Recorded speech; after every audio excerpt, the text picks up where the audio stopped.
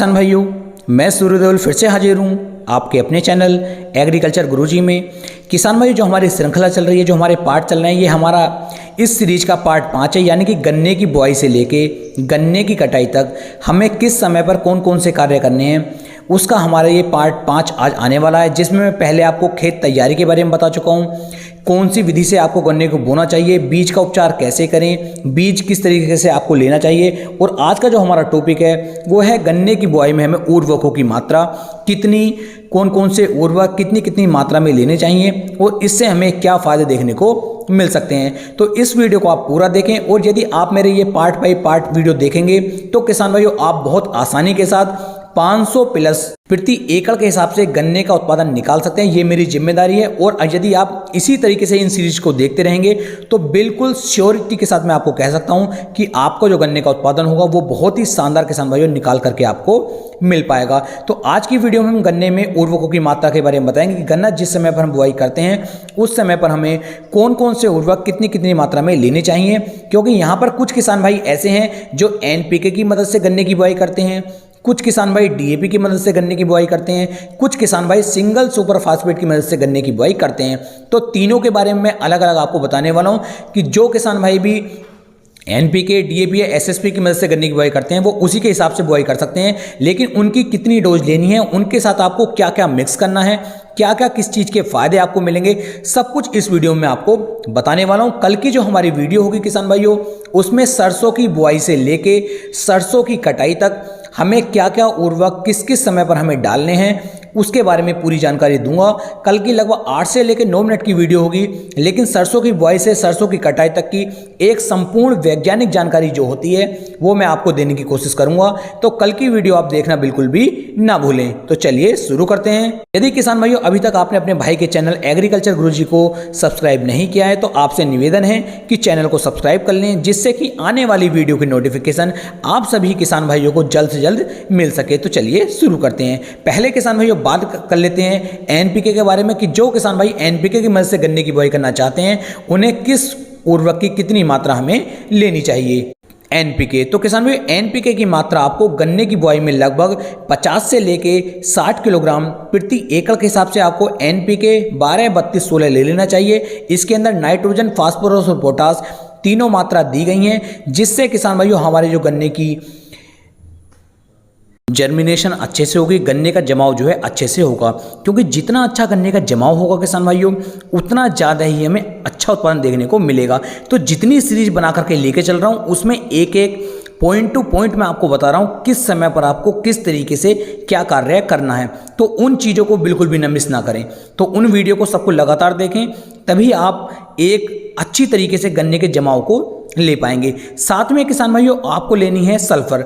Sulphur यहाँ पर किसान भाइयों आप दानेदार वाली भी ले सकते हैं और पाउडर फॉर्म वाली भी ले सकते हैं। दोनों सल्फर अच्छी होती हैं, लेकिन यदि यहाँ पर बात की जाए तो यहाँ पर आप दानेदार लेंगे तो ज़्यादा अच्छा आपको बेनिफिट देखने को मिल जाएगा। और दानेदार वाली जो सल्फर आपको लेनी है ये लगभग 7 से लेके 8 किलोग्राम प्रति एकड़ के हिसाब से आपको लेनी चाहिए। सल्फर का उपयोग करने से किसान भाइयों आपकी जो फसल होगी उसके अंदर फंगस का अटैक बहुत कम लगता है। दूसरा, ये हमारी ज़मीन को काफ़ी मुलायम बना देता है, जिससे पौधे जो हैं काफ़ी तेज़ी के साथ बनने शुरू होते हैं और टिलरिंग करने में भी इसके काफ़ी ज़्यादा मदद किसान भाइयों आपको देखने को मिल जाएगी। साथ ही साथ किसान भाइयों आपको अच्छे कीटनाशक का उपयोग यहाँ पर करना चाहिए। कीटनाशक के बारे में बात करूँ तो यहाँ पर आप रिजेंट का उपयोग कर सकते हैं, जो हमारा 0.3% ग्रेनुअल फॉर्म में आता है और इसकी मात्रा 8 से लेकर 10 किलोग्राम प्रति एकड़ के हिसाब से भी ले सकते हैं। यदि किसान भाई यहाँ पर बात की जाए तो आज मैं आपको एक ऐसा स्प्रे भी बताऊंगा कि आपको रिजेंट नहीं डालना होगा। उसका यदि आप स्प्रे अपने गन्ने की पच्छी के ऊपर कर देते हैं, गोल गोल में कर देते हैं, तो किसान भाइयों आपकी जो गन्ने की फसल होगी ये काफ़ी अच्छी तरीके से जो है जमाव लेकर के चलेगी और आने वाले कम से कम 4 से लेकर 5 महीने तक आपकी गन्ने की फसल के अंदर कोई भी रोग नहीं लगेगा। आपको अगले 4 से 5 महीने तक किसी भी कीटनाशक का उपयोग अपने गन्ने की फसल के अंदर नहीं करना होगा। तो उस स्प्रे के बारे में बिल्कुल लास्ट में मैं वीडियो का आपको जरूर बताऊंगा। जो किसान भाई NPK की मदद से गन्ने की बुआई करना चाहते हैं वो 50 से 60 किलोग्राम NPK लगभग 7 से 8 किलोग्राम सल्फर और 8 से 10 किलोग्राम रिजेंट ले सकते हैं। और यदि आपको और भी अच्छा उत्पादन चाहिए तो आप इसके अंदर लगभग 10 किलोग्राम पोटास की मात्रा और भी अलग से ऐड कर सकते हैं, जो और भी अच्छा बेनिफिट किसान भाइयों आपको निकाल करके दे सकती है। अब मेरे प्यारे किसान भाइयों, मैं आपको बताता हूं कि डीएपी की मदद से जो भी मेरे प्यारे किसान भाई बुआई करना चाहते हैं उन्हें कितनी मात्रा किस उर्वरक की लेनी है जिससे उन्हें अच्छा उत्पादन मिल सके। तो किसान भाइयों, डीएपी की जो मात्रा आपको लेनी है वो 50 से लेके 60 किलोग्राम डीएपी आपको लेना चाहिए, जिसके अंदर डाई अमोनियम फॉस्फेट होता है, यानी कि इसके अंदर फास्फोरस की मात्रा भी आपको मिलेगी और यूरिया की मात्रा भी किसान भाइयों डीएपी के अंदर आपको देखने को मिल जाती है। तो इसकी मात्रा 50 से लेकर 60 किलोग्राम आपको लेनी चाहिए। इसके साथ साथ किसान भाइयों आपको इसमें ऐड करना है, इसमें मिलाना है पोटास। पोटास की मात्रा किसान भाइयों 25 से लेकर 30 किलोग्राम प्रति एकड़ के हिसाब से यदि आप लेंगे तो ये हमारा डीएपी के साथ मिक्स होने के बाद एक संपूर्ण खाद बन जाता है, जो हमारे गन्ने की बुआई के लिए बहुत ही ज़्यादा उपयुक्त है, बहुत ही ज़्यादा जरूरी है। यदि हम गन्ने की बुआई में नाइट्रोजन, फास्फोरस और पोटास इन तीनों के मिक्सचर को डालते हैं तो बहुत अच्छा उत्पादन हमारे गन्ने की फसल हमें निकाल करके दे सकती है। इसके साथ साथ किसान भाइयों डीएपी के अंदर आपको लगभग 3 से लेके 4 किलोग्राम सल्फर की आवश्यकता भी पड़ेगी। आप कहेंगे इसके अंदर पहले से फास्फोरस दिया हुआ है तो सल्फर की यहाँ पर क्या आवश्यकता है? तो किसान भाई यहाँ पर आपको 3 से लेके 4 किलोग्राम सल्फर जरूर डालना चाहिए, क्योंकि ये हमारी फसल को फंगस से भी बचाएगा और टिलरिंग करने में भी बहुत ज़्यादा मदद करेगा। तो यहाँ पर 3 से लेके 4 किलोग्राम सल्फर भी आपको अवश्य लेनी चाहिए। बात कर लेते हैं कीटनाशक के बारे में।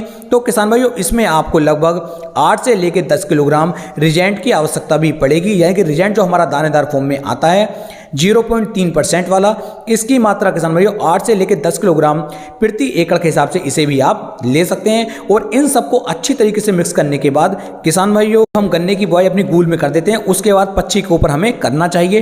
तो ये भी बहुत अच्छा एक फार्मूला है।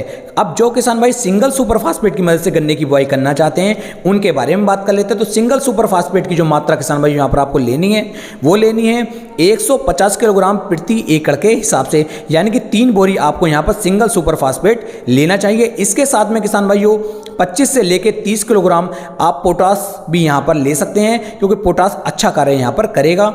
इसके साथ साथ किसान भाइयों आपको लगभग यहाँ पर यूरिया की मात्रा 10 से लेके 15 किलोग्राम यूरिया भी आपको इसके अंदर मिक्स कर लेना चाहिए, क्योंकि ये जल्दी से हमारे खेत के अंदर गर्मी बनाएगा और हमारी जो पच्ची का जर्मिनेशन होगा, हमारे जो गन्ने का जमाव होगा वो काफ़ी तेजी के साथ किसान भाइयों होकर के चलेगा। साथ ही साथ किसान भाइयों यहाँ पर आप ले सकते हैं 8 से लेके 10 किलोग्राम रिजेंट, यानी कि एनपीके हो, डीएपी हो या एसएसपी हो, सबके साथ आपको किसी न किसी एक अच्छे कीटनाशक का उपयोग करना होगा।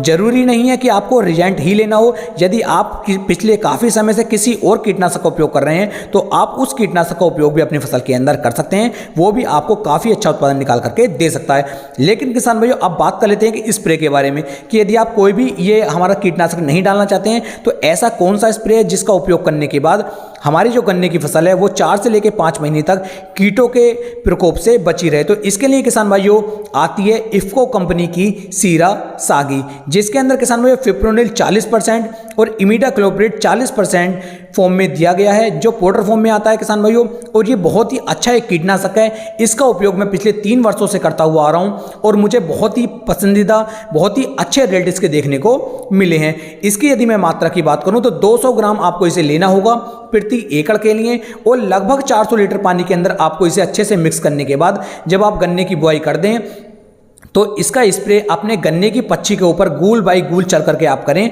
तो किसान भाइयों आपकी फसल के अंदर जब तक नमी रहेगी, यानी कि ऐसा मान कर चलें लगभग 3 से लेकर 4 महीने तक आपकी फसल के अंदर किसी भी तरह का कोई कीट का प्रकोप नहीं हो पाएगा। आप बहुत अच्छी तरीके से अपने गन्ने की फसल से उत्पादन निकाल पाएंगे। तो आज की वीडियो में बस इतना ही। यदि वीडियो पसंद आई हो तो वीडियो को लाइक, कमेंट और शेयर करना ना भूलें।